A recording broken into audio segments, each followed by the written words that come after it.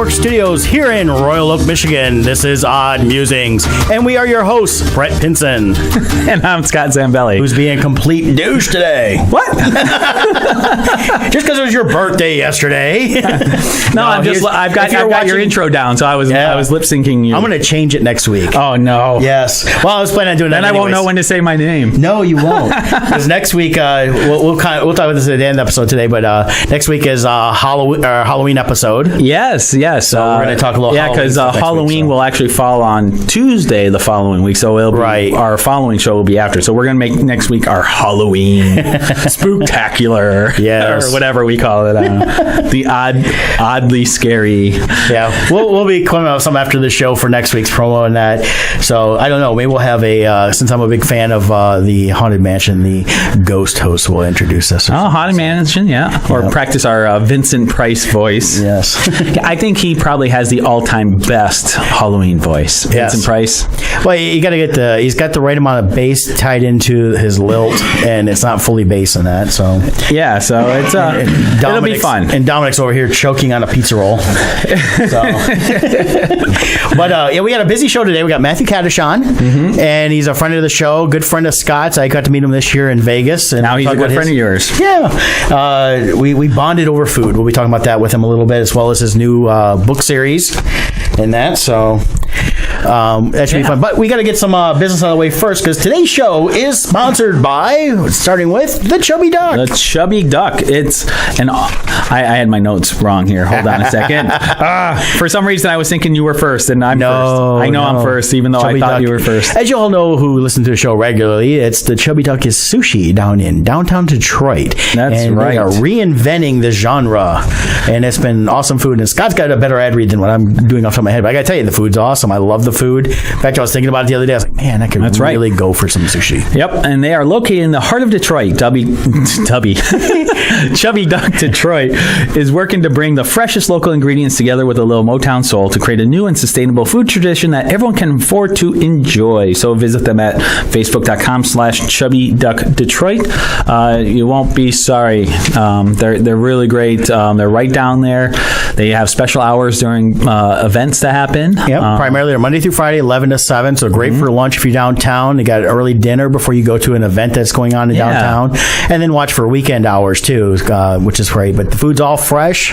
They keep it really cool. And they're doing those new ramen bowls now, I saw on their Facebook page. Yes. As it's getting colder outside, they want to warm you up with some good ramen soup bowls. Yeah, so go get warmed up at the Chubby Duck.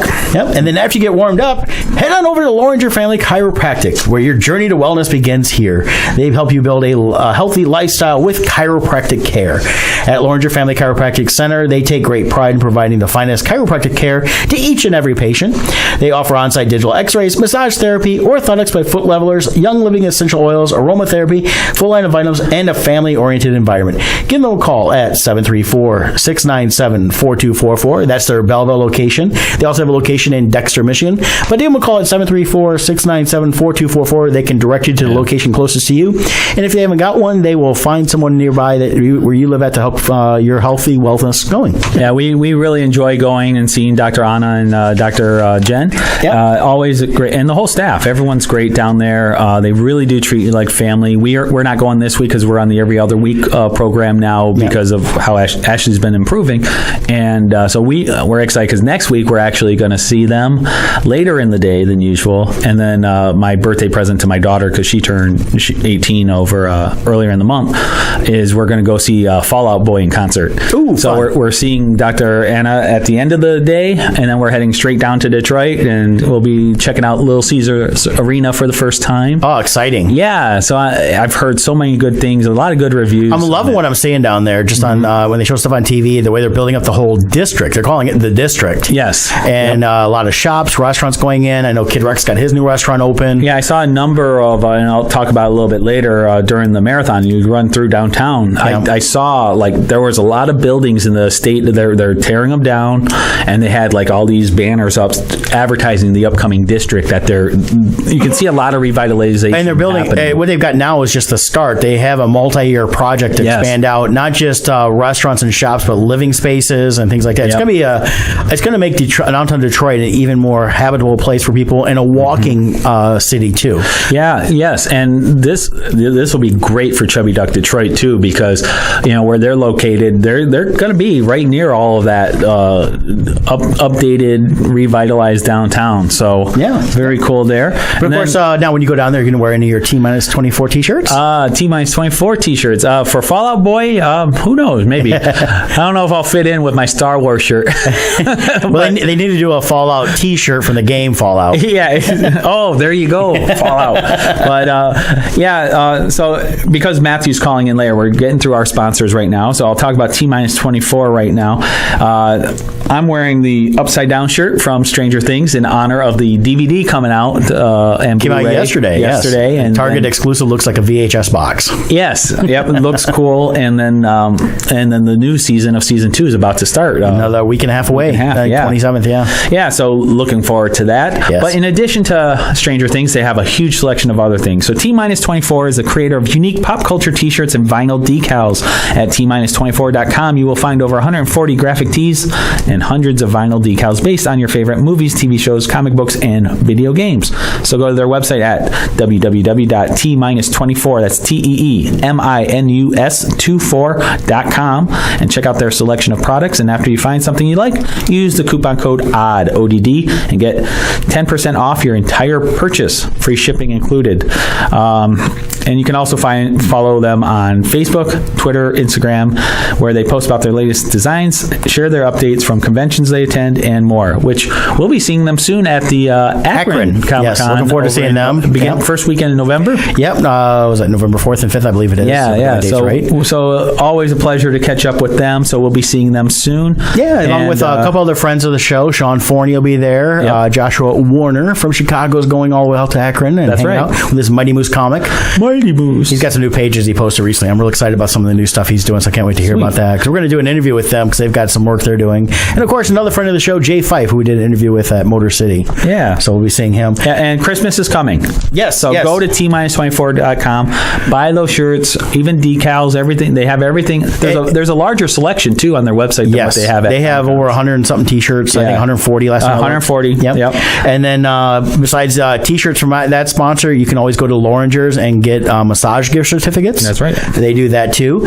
You can go to Chubby Duck, and I believe they do gift certificates as well. Yep. And they can also contact International Minute Press in Plymouth, Michigan, another one of our sponsors, where they offer specialty printing services, custom graphic designs, marketing consultation, and promotional products. You'll be seeing a banner that we've ordered from them coming in pretty soon. Yeah, hopefully next week, maybe the week after. It depends on the timing of when it arrives, but I'm excited for it. It looks good. Yep, we're going to be changing a little bit how we do our live portion of the show on the Facebook part.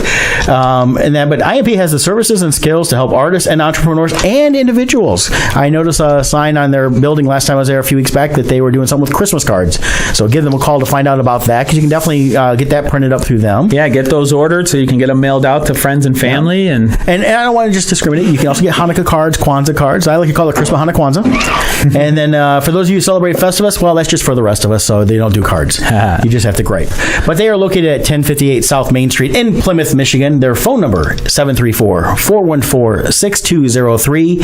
And you can also visit them online at their website, which we have a link to on oddmusings.com. Yes. Which is also your destination for our Patreon, which is patreon.com/oddmusings, and links to our YouTube channel, Stitcher, iTunes, SoundCloud, and more. And that. So that's all our sponsors. We're always grateful to have them helping out with the show, to bring it to you guys every week. And if you have a company you want to sponsor the show and have us talk about, we'd be glad to do so. Just go to Odd Musings. You can contact us through the Contact Us page. We'd be glad to talk to you. Oh, yeah. We sponsor anything from one episode to a whole year. We have a lot of different packages available, and this is great for any of our artist friends out there doing Kickstarters, and you want to promote your Kickstarter. We can set that up. We have promotions, have you call in, and we make it all about you. And last but not least, we also have Patreon, where you, the listener, you can you can be part of us. Join our team through as little as $1 a month. You can be part of us. We're trying to expand to a 2-hour format. Yes. And so any kind of things like that would be great. And we're going to start offering exclusive content through there also. Yep. So definitely check out our Patreon and help support the show, and so we can keep it going if you guys are enjoying it. And if you're not, well, lie and send us money anyways. We always take cash. Yes.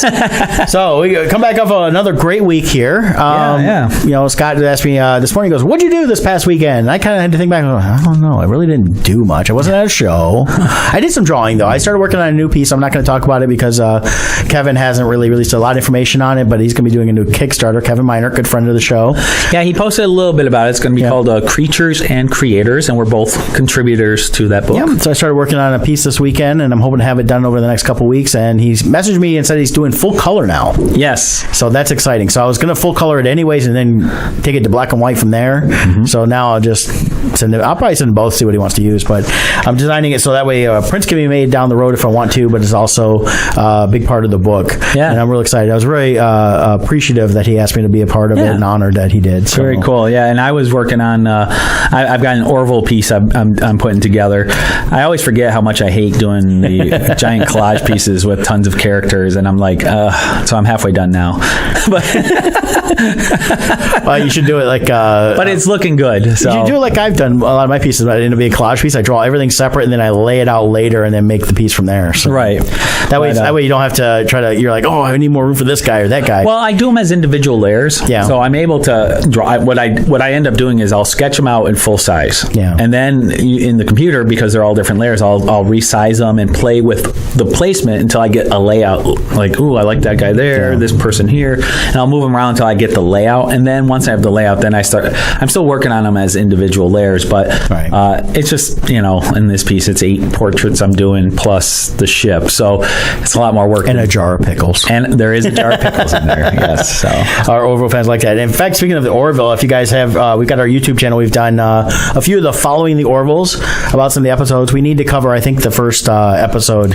Yeah, they're replaying that this week. Is that what they're replaying this week? Yeah. What they're doing is that they're hoping to, what I read is they're using this break to re-air the pilot episode because they're hoping, because the ratings haven't been quite where they want them, so they're hoping that by airing the pilot episode again, it'll help some new viewers maybe to find them and move on. That's a great jumping on point, and then you can watch the rest on demand or on the Fox app because they promote that quite a bit. Yeah. Well, I don't know, maybe Scott haven't talked about, we'll talk afterwards. Maybe we'll do another Following the Orville this week, but we'll do it based on the pilot after the re-air. It will be interesting to watch the pilot now that we have seen, six episodes? Yeah. 6 episodes in now, so we're more familiar with the characters. We know where the storyline's going.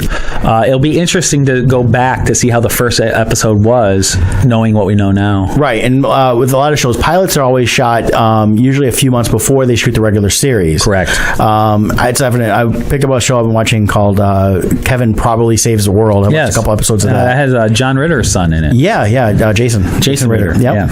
And then the girl that plays his sister was on a show I used to watch years ago called Reba. She was the older daughter. Okay. So the next is pretty good. I'm not 100% sold on the show, but I'm going to give it a couple more episodes. Okay.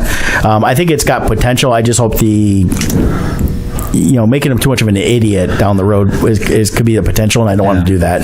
They need to make him a little bit smarter, but I can understand making dumb mistakes. Just sometimes it's like the same thing over and over again. And they're struggling if all of a sudden Mr. Roper and Mr. Feely show up. Well, I think both. I think they're dead, but well, I mean, they could have some actors who they need to get the guy that played his dad's best friend on Three's Company. Larry? Yeah, Larry. He's still around. He would have to have no buttons for like the top 3 and always have the chest showing. It'd be all gray now. I used to love Three's Company. I would, and every episode is the exact same episode. Well, yeah, it's you got Jack, Janet, and whoever Chrissy, or depending on what season you're watching. But it was always someone would overhear a part of a conversation, misunderstand what was being said, and the whole episode would be based on that misunderstanding. And at the end, you find out, oh, that's what they meant. And then also Jack's trying to pretend he's gay so he can live with 2 women because because in the 70s it wasn't allowed. Yeah, both landlords frowned upon it, and but if we didn't have Three's Company, of course, we wouldn't have bosom buddies, where you just dress up as women and pretend to be women instead of being gay, which gave us Tom Hanks. Exactly. So we got that. Some other things. Star Wars Rebels 2 came out recently. Yeah, first 2 episodes aired. So it looks fun. like, according to my DVR, they're going to do 2 episodes a week. I don't know how long, because I can only see a couple weeks out. But it looks like each one's like a part 1, part 2. Yeah, I didn't realize that. You told me that earlier. I didn't know that. I think it's a great way for them to wrap up the storyline they need to wrap up, because this is the final season of the Rebels. Yes, which ties. I'm excited and sad at the same time. Yeah, but I'm glad they've got a definite ending to it to tie it into the movies, which was always their ultimate goal with Rebels. What I'm curious about is it going to end, and the end of it is the beginning of Rogue One, or are they going to actually show us what happens at the Battle of Scarif from their point of view? So we actually, I'm assuming they're going to show us, because we don't know what happened to them at the end. I'd like to see that, or it'd be cool to have the Battle of Scarif and if it's not even the full battle or something, have them going off to do that, having part of the crew doing something else, or whatever their portion. However it is, when they come back and they wrap it up, you know, it's somewhere around that time frame. Yeah, so that'd be cool. There's everything I've read. They're supposed to be leading right up to Rogue One / A New Hope. Exactly. So another thing that came out too this week, I didn't realize this part. They've actually named the exact time frame between Rogue One and A New Hope. Really? They say 1 hour has passed. Okay. Yep. So, well, that makes sense, because when we see the Tantive 4 hit hyperspace, which actually its destination was Tatooine, right? Which actually gives us another, because there was this raging debate on Star Trek forums this week. I love these. I'm starting to enjoy poking the Discovery fans, which is bad. but the big argument you're not was poking the bear, you're poking the hedgehog. Yeah, they're angry because people believe Star Wars light speed is faster than Star Trek warp speed.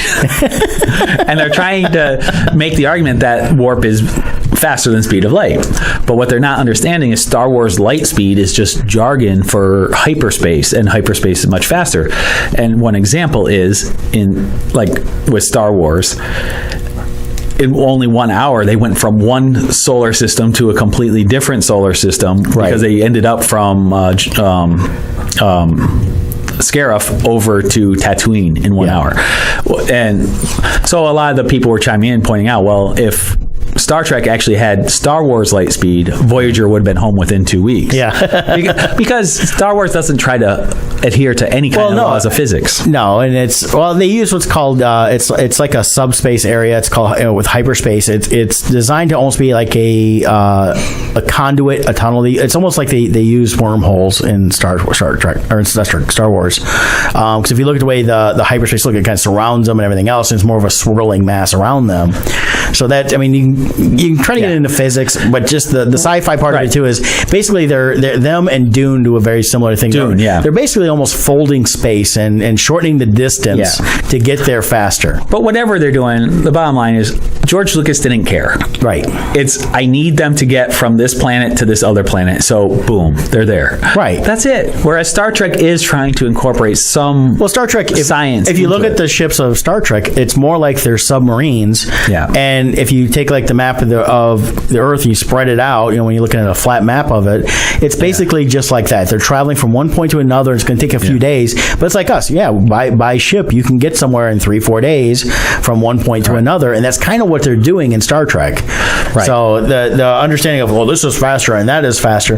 No, it's actually two different modes of transportation. Yeah, and even with the warp factor going up, and at the end, they're all limited by whatever story they want to write because they're both fake. Yeah.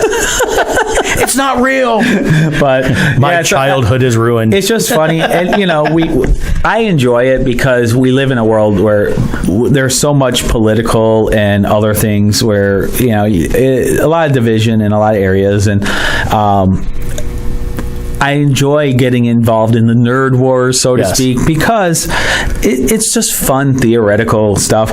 But it is funny how offended some of the people get, where they're just like really angry about, you really think Star Wars is faster? It's like, they're fake.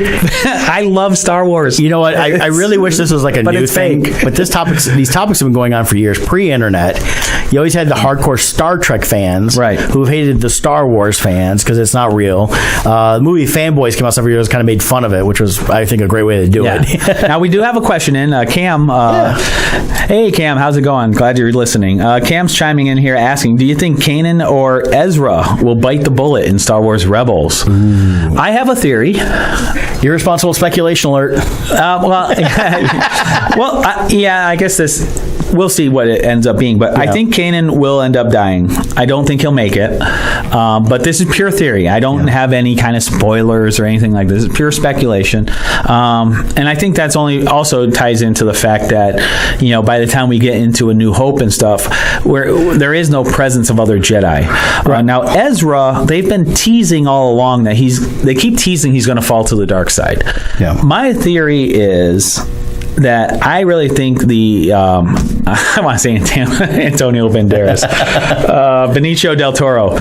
It's in my head because he does that commercial where he gets called Antonio Banderas. Benicio del Toro is in Episode 8. Now, ethnicity-wise, he would match, I think, Ezra as a actor to portray him. Yes. And in real life, the age of Benicio del Toro does line up. He's only 1 year off from what the age of Ezra would be for Episode 8.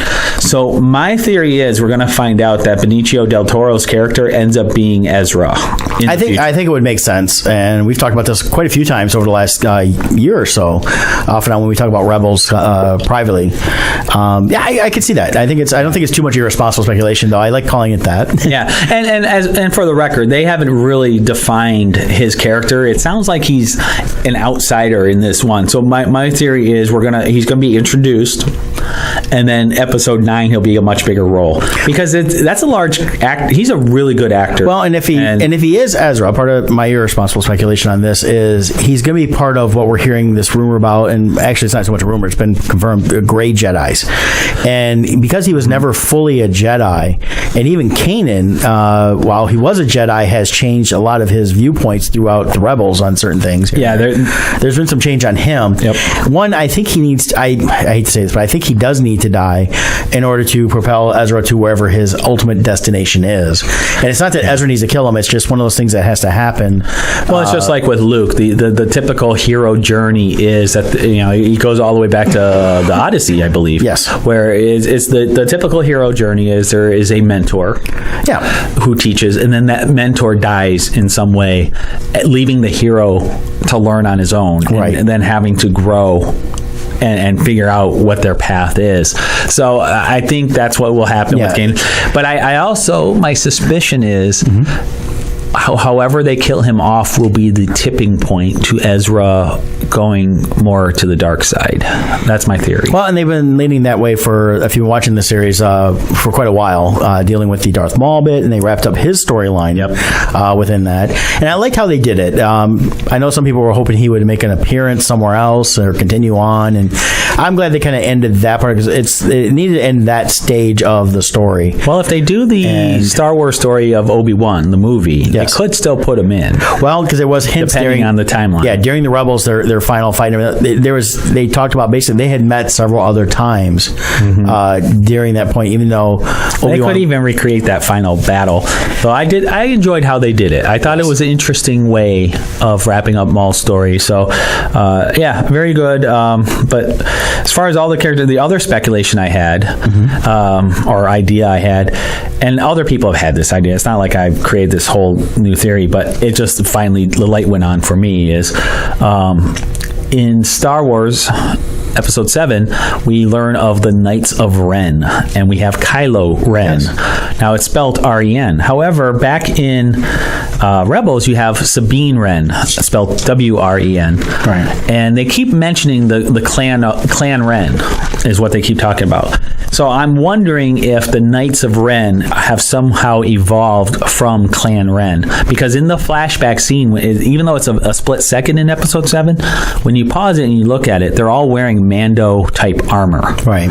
So my theory is somehow Clan Wren has evolved over time to become the Knights of Ren. And I'm just wondering, with Kylo's fascination of his ancestry, if somehow we're going to find out there is some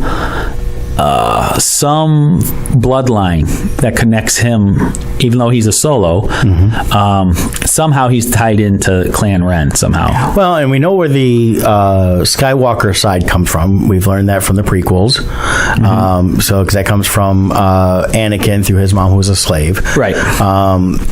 Now, in some ways, it could be that it comes through that way, even further back through Anakin's mom, where her ancestry came from Mandalore. But I don't think it will be that. No, you and I were talking a little bit, and if it does anything, I think it goes through the Solo line. I think because they do show. Now, this is more irresponsible speculation, yes. And I wouldn't bet money on this theory at all. But we know Han Solo is Corellian. That's all we know. We don't know anything about his parents, really. And they are doing the Han Solo movie. So what I'm wondering is, are we going to find out maybe his dad is Corellian, but maybe his mother is a Wren or Mando? Well, I mean, that's what we're going to hopefully find out, is more of his parentage with that. And it could be, even though he's from, he's Corellian, is he Corellian by blood or just by location? Right. And with Kylo, he's showing a distinct hatred towards Han himself, especially. Yes. Like when he's interrogating Rey, he's saying, oh, he would have disappointed you as a father. And there's this animosity he has towards Han. Yeah. And one of the ways to reject your father would be to reject the last name. Right. So he would have been Ben Solo. So maybe, he's got the fascination of his grandparents through his mother's side, being Anakin. Maybe he has a fascination of his grandparents through his dad's side, which would have been his mom, maybe, and taken on that name. Pure speculation, and I would not bet money on it at all. And just a side part of that for anybody that's thinking, well, he could have gone with Skywalker. Well, no, because he didn't like his uncle Luke, because he rebelled against him. True. From the Jedi training he was getting. Right.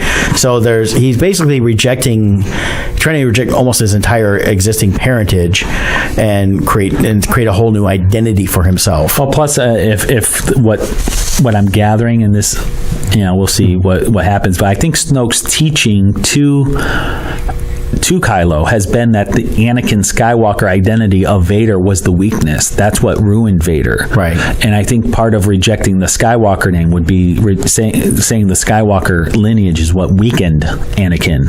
Yeah. And that his true identity would have been Vader.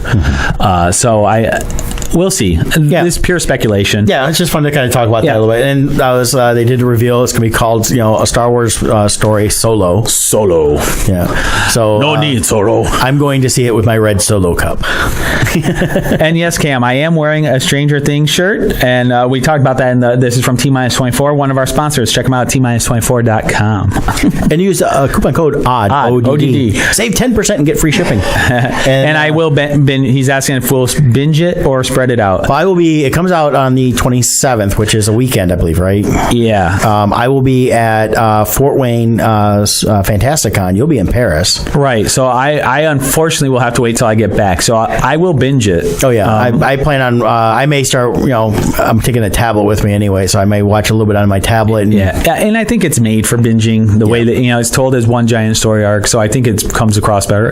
And binging for me isn't sitting for 8 hours and watching the whole thing. It's probably watching it 2 to 3 hours at a time while I'm working on art. So it'll probably take me a couple days. I won't sleep for 3 days. I'm going to watch the whole thing over and over and over again. It'll probably take me 3 days to watch it. I recently watched, a couple months ago, I watched the first season again. So I'm ready to watch the second season again now. So definitely looking forward to that. It's been one of my favorite shows, and eventually I want to pick it up on Blu-ray, because I like having physical copies of stuff I love as much as I love Stranger Things. So cool. Now we got Matthew calling in any minute now. He'll be calling in about 2 minutes, depending on how close his clock is to ours. But in the meantime, I just want to mention real quick too and give a shout out. This last weekend, I also ran in the Detroit Free Press Marathon, and I was running for charity to raise money, and so I had a number of people donate to that run. So I really want to thank everybody who did that. I really appreciate it. And I know Tony, who's a regular listener of ours, he contributed to that, and so I want to thank him also. And then, the race itself, it was a rough race this year. Temperatures were, it was about 70 degrees at the start of the race, which sounds nice for normal people, but when you're running, you got to add 20 degrees to that, and that's how your body will feel. So it felt like 90 degrees because your body heats up while you're running. And with 85% humidity, a lot of runners were having dehydration issues and stuff. For me, around mile 8, I felt like I was doing great because it was 20 plus mile per hour winds, so it made it feel cooler. But around mile 8, it suddenly hit that, this is hurting. And so I had to really push through the last 18 miles. That wasn't fun, but I did it. I survived. So good. So that was good. Thank you to everybody who took part in that and made the fundraising successful. Overall, our team, we do this every year. This is our 5th year. We've raised about $120,000 or so. This is over the 5 years? Over the 5 years, we've been able to raise through our running team. And so, every little bit helps. So thank you for that. Awesome. Yeah. That's a great thing. I'm glad you survived because I know the winds were pretty high. Caller. Yep. All right. Got a caller. All right. Yes, let's bring him on. Matthew. What's up, nerds? This is world-renowned author and awesome foodie, barbecue aficionado, Matthew Kadish, joining us live through the magic of the internets. It's the interwebs. How's it going, Matt? It's going good. Coming at you from sunny, crime-riddled Las Vegas. Yeah, we appreciate you. Matthew's living the author life, so over there it's about 7:30 in the morning, so this is early for him. Yes. Thank you. I agreed to wake up early, but not put on pants, so I'm kind of... That's okay. Oh, wait, this is a family-friendly show. You should put on pants. Where we're going, we don't need pants. Yeah, I don't know if a lot of people know, but being a professional author, I only wear pants out of like 10% of my day. So in other words, you guys are artists, so you might know that wearing pants inhibits your creativity. That is true. That is true. So we have exciting news on your front. You have the Conclave trilogy of the Earthman Jack series that just got released. Mm-hmm. Yeah, tell us a little bit about that. These are books 3, 4, and 5 that are now released. Yeah, it's kind of a funny story because so I released my first Earthman Jack book back in 2012, and it's kind of like Star Wars meets Harry Potter. It's a young adult science fiction adventure saga, and when I sat down to write this new installment, which was meant to be the third installment in the series, because I had 2 books out before this, it was meant to be one book. And it became such a huge, tale over the course of writing it. It was over 500,000 words. And to give you an idea, the average book is between 50 and 100,000 words. So it got to be so big that I actually had to split it up into 3 different books just to publish it, because the binding of the books would have had to have been 5 inches thick, which is impossible to really do a binding for. So I had to basically I spent 9 months working on this new installment. I wrote 3 books in one sitting. I decided to release them all at the same time so people wouldn't have to wait to get the full experience of the story. And they came out yesterday, and already I'm getting emails saying, when's the next book come out? Write faster. Yeah, I've got here in studio, for those who are watching on the live stream, I've got in my hands here the Earthman Jack versus the Secret Army book that I have of Matthew's, which this is book 2 of his series. And I mean, this one here is 640 something pages. That's a pretty thick book, so I can't imagine how thick the book would have been if that would have been a solid 3 to 4 inches. for the binding. Well, and I was looking forward to that full tome coming out because I have a table that would fit perfectly to hold it up. And you're doing it as if people buy the whole set, are you doing some kind of box set for it? I can't remember. Not really doing a box set. I am doing a special edition around December. Okay. That will have pictures and bonus material in it. But Sweet. Because it's so big, it'll only be available digitally. Got it. Because digital, you can make it as big as you want, but with the physical books, it's impossible to kind of combine everything together. And awesome. I haven't really cracked how to do box sets yet. Right.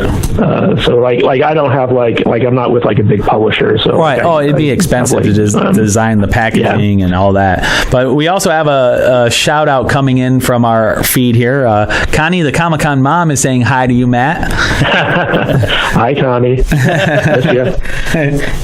Yeah, when we were. Yeah, and I just want to say real quick that as a bonus, because the physical books are so big, you can actually get a workout, and while you're reading, if you curl them as you read. Excellent point. Have a beer in one hand and the book in the other, and you'll be pumped in no time.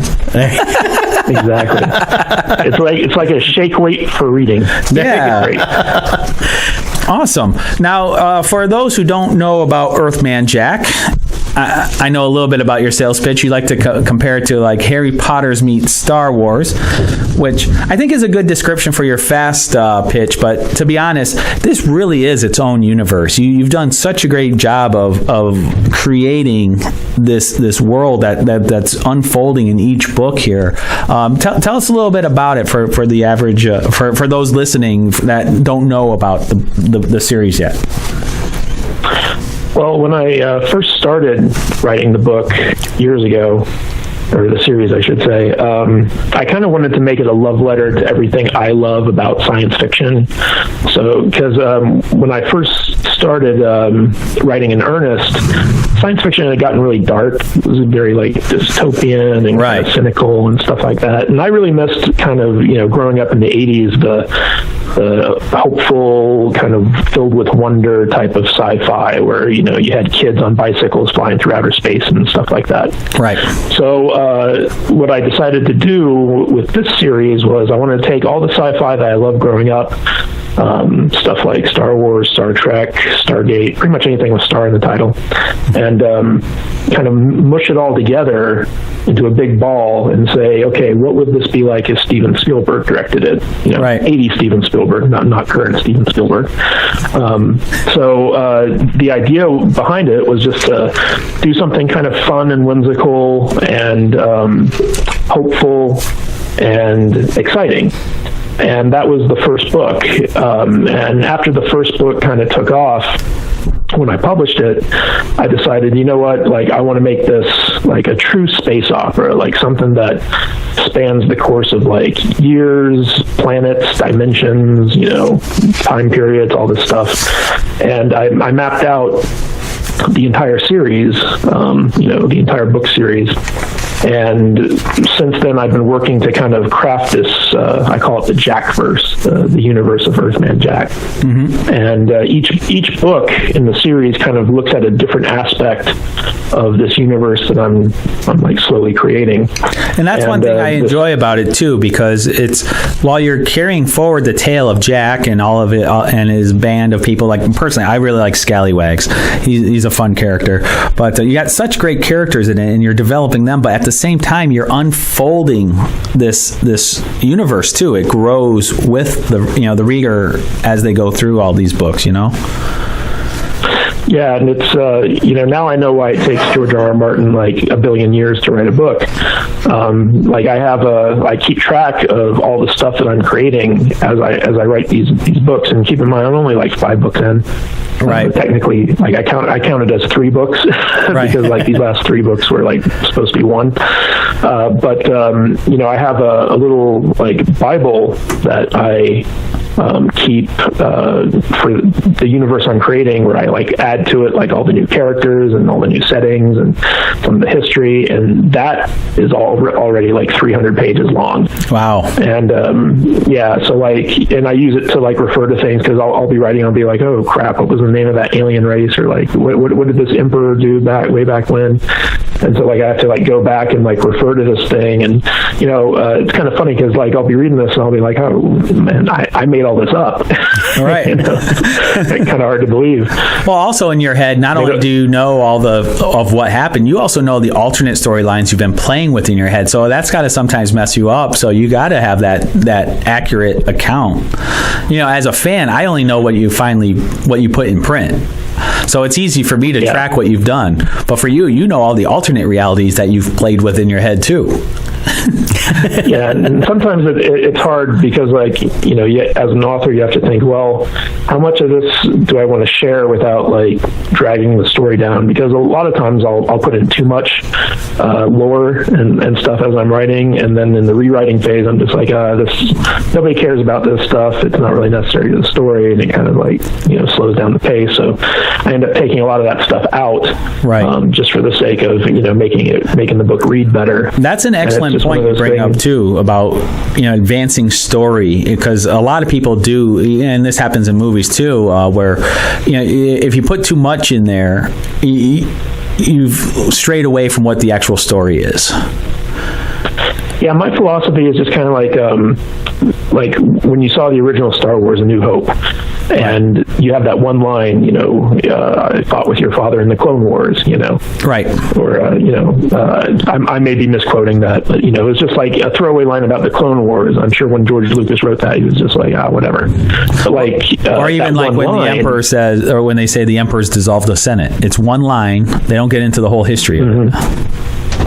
Yeah, but the Clone Wars line, like that sparked years of speculations, like what was the Clone Wars, and it was just right. Yeah, there was so much about the Clone Wars when it came to Star Wars fandom that people really wanted to know about, and then Lucas ruined it when he actually showed us the Clone Wars. Well, even then, when he got into the prequels, he was trying to show every aspect of everything instead of just sticking to the character-driven part, and so it became very mechanical, in my opinion, because he tried to answer everything, and not everything has to be answered. We didn't need midi-chlorians. Yeah. Well, that was created just on the first one, so right. Yeah, that's my philosophy on, kind of like world building, is you don't need to go into a ton of detail. Like, it's good to know the detail as the creator of the world that you're building, but, in terms of like a reader, sometimes it's just good enough to just like mention something in like a sentence as opposed to going through 3 or 4 paragraphs of description. Correct. Now, do you think, in addition to writing, you have made some short films also in the past? Oh, yeah. Mm-hmm. Do you think that, having to learn how to cut things out for film to keep the story moving, do you think that has helped you as an author to do that? Maybe a little. The filmmaking and writing novels are two different things. Like I wrote a lot of screenplays. I was a Nichols Fellowship finalist back in, I think it was like the year 2000, which got me into Hollywood. And I made a movie with Jeremy Renner. That was a cool story. In the Avengers. Well, what was the name of that short? It was called The Outside Man. The Outside Man. It premiered at the Cannes Film Festival back in 2004 and got me in a lot of doors, but ultimately never went anywhere. I was really trying hard to make it in Hollywood. Maybe if I'd slept with Harvey Weinstein, I would have gotten further. But, see, that was your mistake. Yeah, that was it. I didn't put out that. But in terms of like filmmaking, it's. I kind of classify writing and filmmaking and, even like artwork to a certain extent under the umbrella of storytelling. Yes. And I think a lot of people, like with filmmaking, it's very easy to get caught up in stuff like, like how am I going to light this thing, or what's the camera angle, or this actor's being difficult, how do I get him to get the performance I want out of him? But for the record, for you, Jeremy Renner wasn't difficult. He was very awesome, right? Oh no, Jeremy was great. He deserves all the success that he has right now. He worked really hard for it, and he's a great guy. But just the idea that when you're making a film, even if it's a short film, you have so much stuff that you have to deal with that sometimes it can be easy to lose focus of the overall story, which I think you see in Hollywood films too, where people they're like we gotta have a scene where Batman shoots a guy in the head with a gun, and then they forget, there's an overarching story that we have to be paying attention to make sure that this movie's good. So it's easy to kind of like lose sight of the forest for the trees when you're making a movie.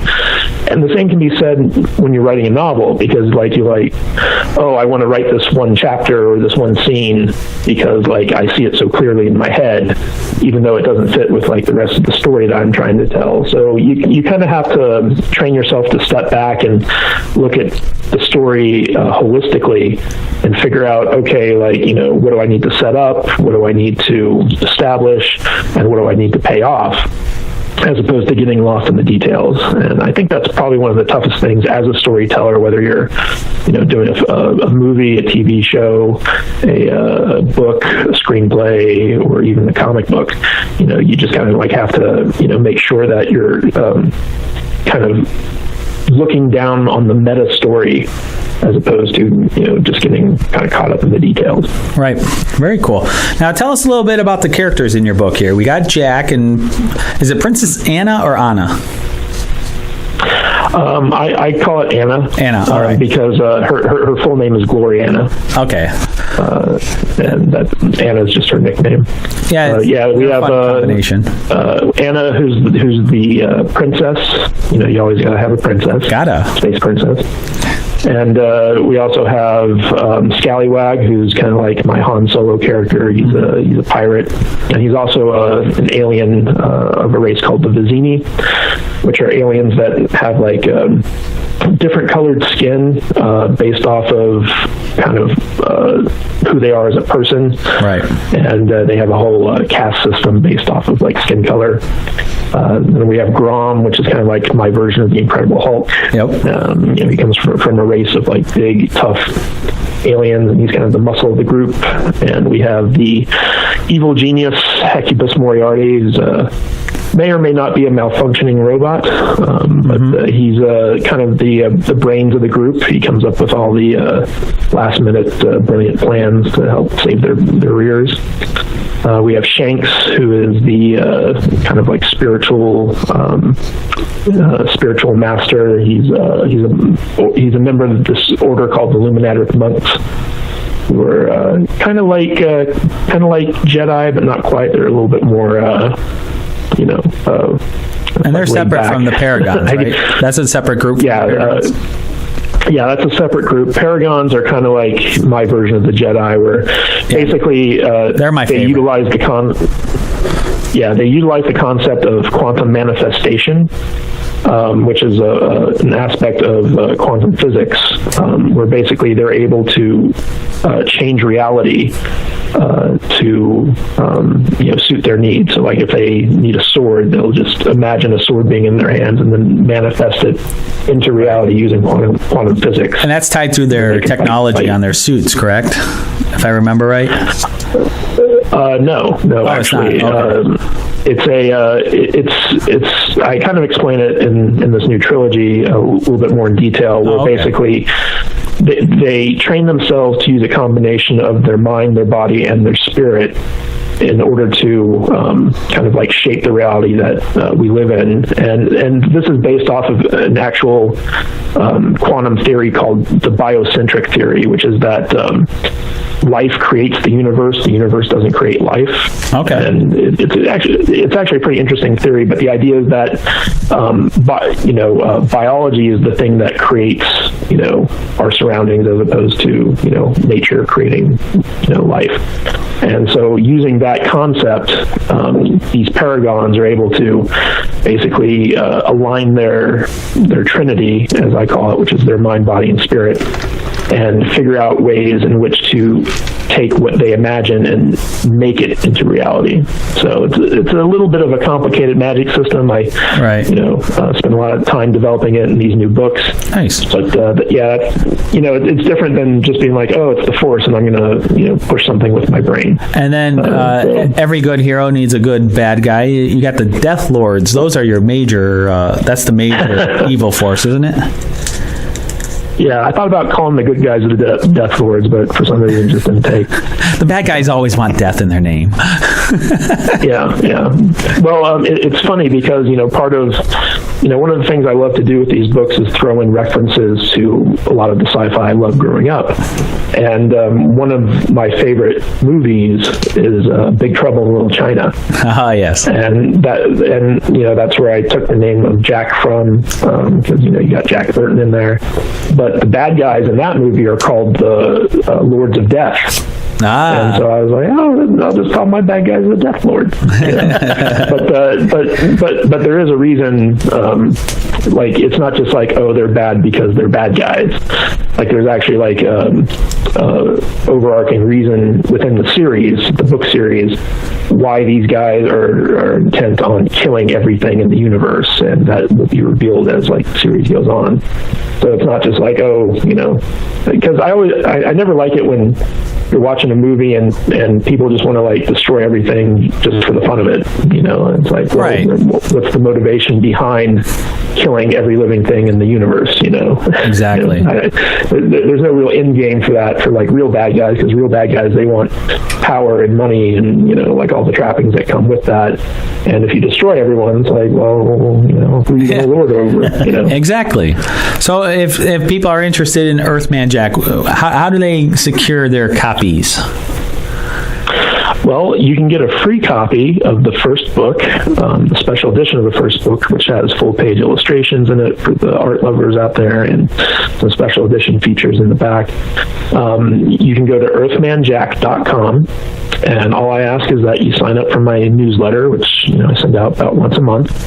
And you get the book for free. It's a digital version. It works on any and all digital readers, so you can read it on your phone, your iPad, your Kindle, whatever you prefer.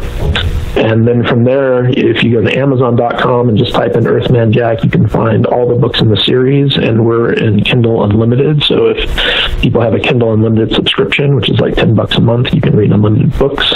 Ooh. You can get all the books there basically for free with your subscription. Awesome. So go to earthmanjack.com, and they can follow you on Facebook too. Do you have a Facebook for it? Yep. Facebook.com/Matthew J. Kadish. And it's Kadish.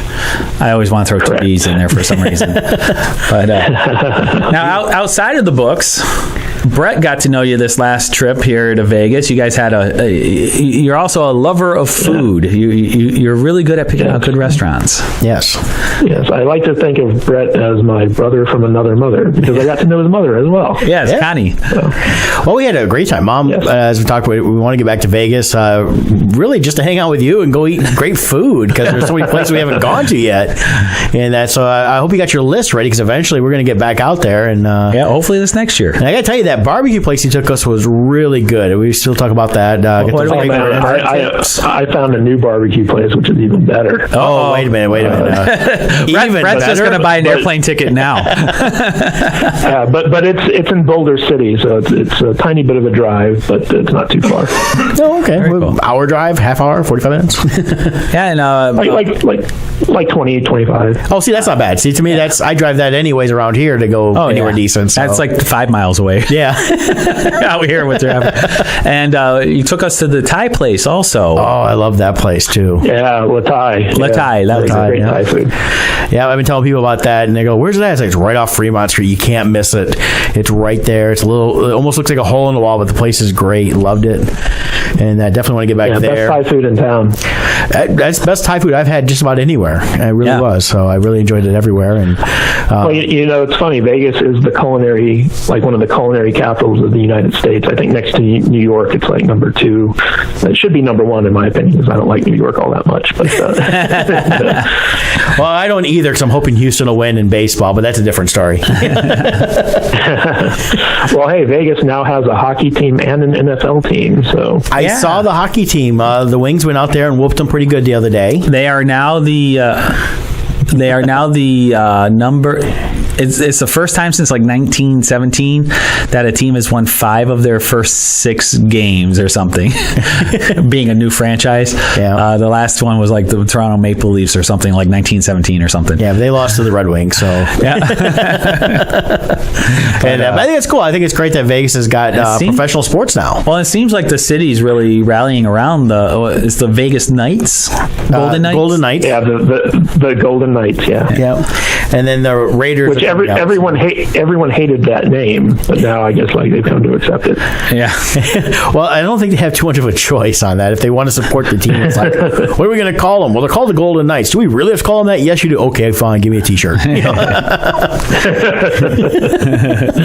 And but yeah, it's great to see that going on in Vegas. Because I know we're not going to get too much into it. There's all the heartbreak in Vegas recent story and that, and we're glad to hear that you were okay. That was definitely, I know Mom was asking right away. She's like, "Have you seen Matt post anything?" And I finally had to look. I was like, "Yeah, he's posted. He looks like he's fine." So we were glad to see that. Yeah, I was in bed when it happened. I was like, just watching TV, and I started getting text messages from people about all the craziness that was going on. Me and my girlfriend actually had friends who were at the concert when it was happening, and it's a crazy time. Yeah. Well, thankfully, your friend made it out of there too, and everyone that is safe at least. Yeah.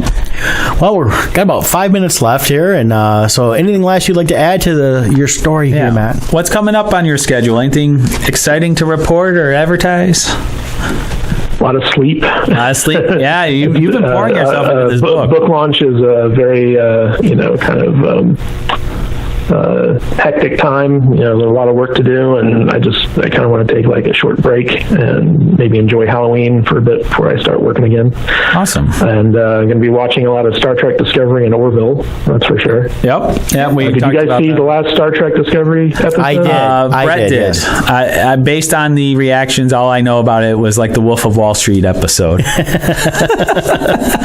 Well, there's a little bit of language that we don't use on this show here that they use that I thought was unnecessary for the storytelling. Yeah, the minute they dropped the F-bomb, I was like, this isn't Star Trek to me. Like, I was willing to, go along with it and give it a lot of leeway. They wanted to change the Klingons. They wanted to, make it darker. Like, okay, cool. But, just the way they used the F-bomb also, like, I think if it had been like a more realistic use of the word, I'd have been okay with it. But I'm like, Star Trek is something you want to watch with your kids. You want to, it's like a family show. It's something that's meant to be like inspiring and interesting and make you think about stuff. And the minute they used the F-bomb, I just clocked out. I was like, this show doesn't know what it wants to be. And they used it like twice in a row, didn't they? It was right away. It was within 30 seconds. Back to back. Yeah. Back to back. It was ridiculous. Yeah. I think it just shows they're not, in my mind, they're not paying attention who their core audience is, and it's almost like I think that episode just tells you they're like, well, we don't care about our core audience, we're going after a new audience, is what I think they're saying. Yeah. Which is weird considering it's like CBS All Access, and the only people subscribing to that to watch that show are Trek fans. Right. So it's like no new people are like, oh, let's subscribe for an extra $10 a month to watch Star Trek. Yeah. Well, I personally think for most people are going to do like Scott's going to do is wait until it's all available on there and 7-day trial. That's it. I'm waiting till the whole series is done. I'll get the 1 week trial, binge it, There, I'm done. Yeah. And then cancel. Yeah, the thing, I don't know if it upsets you as well, Brett, but like, you know, they're splitting up the season. So like they have like this initial, I think it's like 15 episodes or 7 episodes or something like that. And then they're taking a break until like January, and then they're going to air the rest of the season. It doesn't bother me, like, because they do that with regular TV and they're trying to run it that way. What bothers me though is the way the series is done is it was made to be binge watched, and I think that they're going to lose a big chunk of audience by doing that. When it's because it's only available online. And it's like, you know what, Christmas time, people have a chance to sit down and watch all this stuff.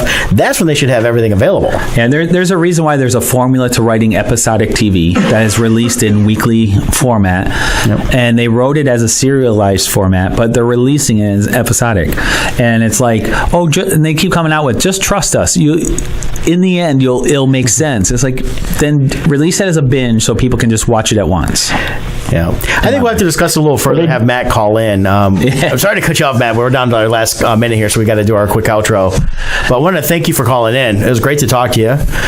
Great to hear about good to talk to you guys. Thanks for having me on. Go to earthmanjack.com and sign up for your free copy of book 1. You won't be disappointed. And then go and get the other ones or do the Kindle Unlimited. I think it's a great program. Yeah, so thank you for being on the show, Matt. No problem. Thanks for having me. All right, we'll talk to you later. Talk to you soon, man. And then for the rest of our listeners, we're getting ready to wrap up here real quick. Tune in next week for our Halloween show. We'll be talking some about our favorite horror or other things. Host. Oh, a ghost host. Ooh, I don't know. We're going to have a fun Halloween episode next week, talking about stuff that we find spooky and fun for the Halloween season. This weekend, I'll be in Grand Rapids. Dominic will be up there running another person's booth who we don't know, so we don't get him a plug. Yep. Just look for me up there in Artist Alley. Awesome. And until next time, Dominic, take us out.